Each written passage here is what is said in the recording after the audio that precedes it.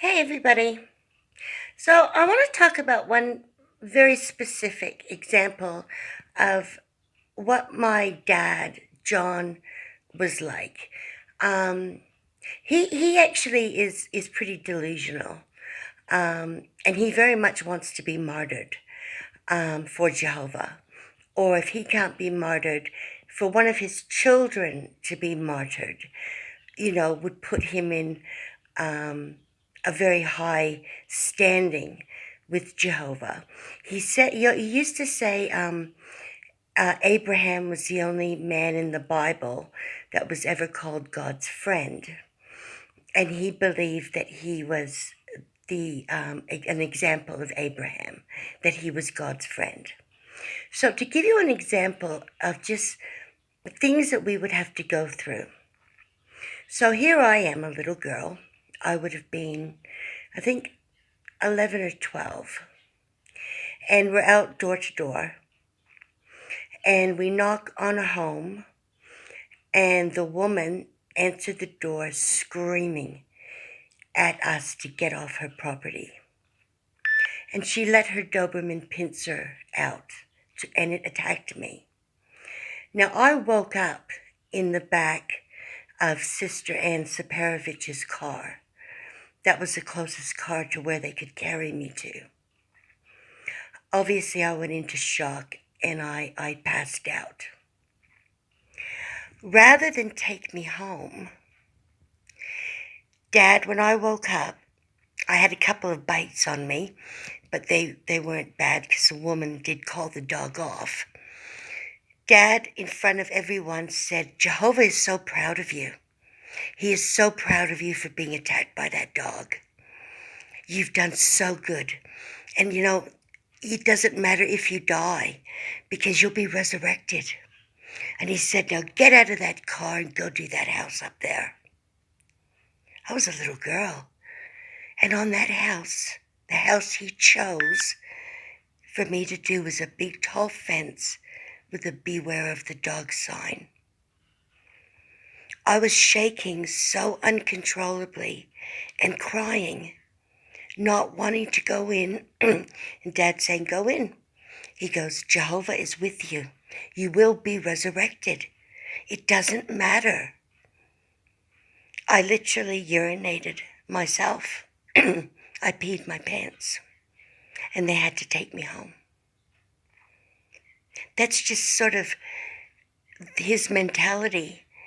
It's even at one point after 1975, he used to talk about how after Armageddon and in the New World, there would be a new Bible that would give direction.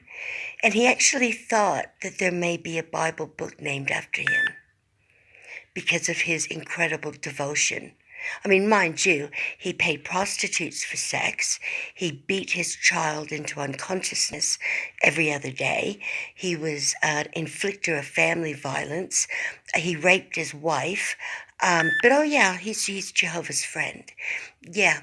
So, yeah, that's just, my fear of dogs was so strong after that. I mean, total phobia. It wasn't until after I got married that my husband took me to, no, my now ex-husband, took me to a specialist. And he suggested, because if I saw a dog, I would just dead set go into shock. And I would just run into the nearest shop and I wouldn't leave, even if it was a poodle. I see a dog, instant shock. He took me to a specialist and he suggested maybe the best way was that we get a puppy. So that was the first pet that we had was Dash, and she was just a little Labrador puppy.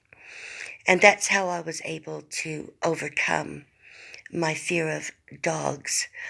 But yeah, John, he didn't, his mentality was like, it's okay if you die or if someone kills you because you're just going to be resurrected.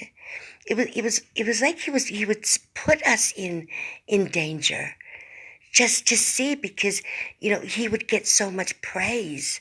It's like when my arm was broken, my humerus, For 14 hours, he screamed at the doctors they weren't allowed to touch me and were to let me die. And they're like, her arm is broken. He said, but you might slip her blood. You just watch and we're going to watch her die. For 14 hours at the Victoria Hospital in London, Ontario. 14 hours he waved the Bible, telling the doctors to let me die because I was not having a blood transfusion and I just needed a plaster put on my arm because my humerus was broken. And I've got photos of me with my arm in a cast. But it took 14 hours before he would let the doctors treat me because he was afraid that they might slip me blood somehow. And he would rather see me die than get blood, which, I get the whole blood issue. But, just over the top.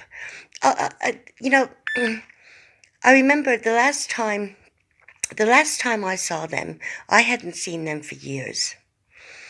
And my now ex-husband and I went to Adelaide, South Australia, to visit other friends. And they said they really wanted to see us, or see me. And obviously I had married. They weren't invited to the wedding. They never even got any wedding photos. I did not want them there.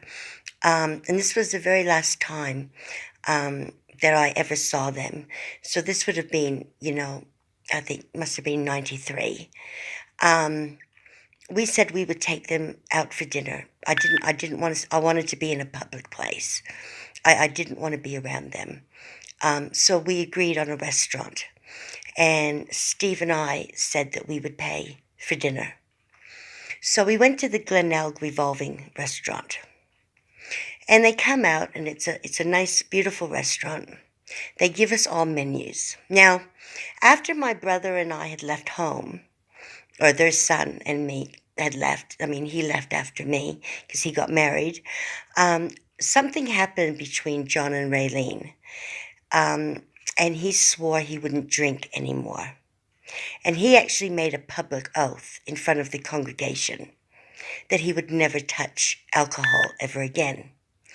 So, and he would tell everybody, I've taken a public oath to Jehovah. I will never touch alcohol again. Okay, and yeah, he didn't cope well with that, mind you. He just swapped to oxycodone, but, well, that's for another story. So we meet at the restaurant, and we sit down. We order, out of respect for Dad or John, Steve and I just order a Coke and that. And the menu comes, and there was the entrees. I think there was 4 or 5 entrees, and there were 8 mains, and then dessert. Now, the 8 mains, there was one where it was a Scotch fillet steak cooked in a white wine sauce, and char grilled. So everything else, nothing had alcohol in it. When the waiter comes to take our order, John says, well, this one here sounds really good, but I can see that you cook it with white wine. And the waiter says, yes. And John says, well, I'm a Jehovah's Witness, and I've taken a public oath to Jehovah that I will never touch alcohol. So can you ask the chef if he would please cook this for me without the alcohol? Because if I have alcohol, I will break my oath. And me and Steve are looking at each other, and I want the ground to open up and swallow me, okay? Because he's whipped out his Bible, of course, and that's on the table. And the waiter comes back, and he says, I'm sorry, sir, the meals are pre-prepared, and he can't, prepare that. But there's 7 other mains that you could choose from. And John, Dad, said, no, I want this one, but you cannot have alcohol in it. And the waiter goes away again, and this time the chef comes out. And he said, sir, the steak is marinated in the alcohol. But when we char grill it, the alcohol is burnt off. So if you'd like that, you will not register an alcohol reading in your blood, if that's what you're worried about. And Dad goes, no, no, no. I'm a Jehovah's Witness. And I made a public oath to Jehovah that I will not touch alcohol. So I guess I'll just have to order one of the others, out of the other 7s. But I wouldn't enjoy it as much as I would have enjoyed that if you could cook it without alcohol. I mean, he made a scene in a restaurant, a 3-star restaurant. Now, my ex-husband's not a JW. He wasn't raised that way. He's looking at me. I'm looking at him. He's just sort of, we excuse ourselves because we're going outside to have a cigarette. And he's looking at me and he's going, what the fuck does he think he's doing? He's embarrassing us. And I said, yep, but that's him. That's just what he does. And he said, well, as soon as dinner's over, he said, we're leaving.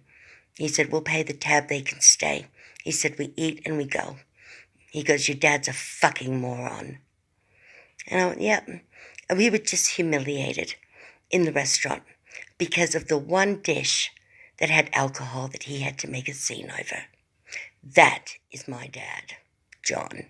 The great Jehovah's Witness, the greatest Jehovah's Witness, the bigliest, hugest, greatest friend of God who's ever lived in his own fucking mind. Oh well, thanks for listening. More to come. Stay tuned, folks. Bye.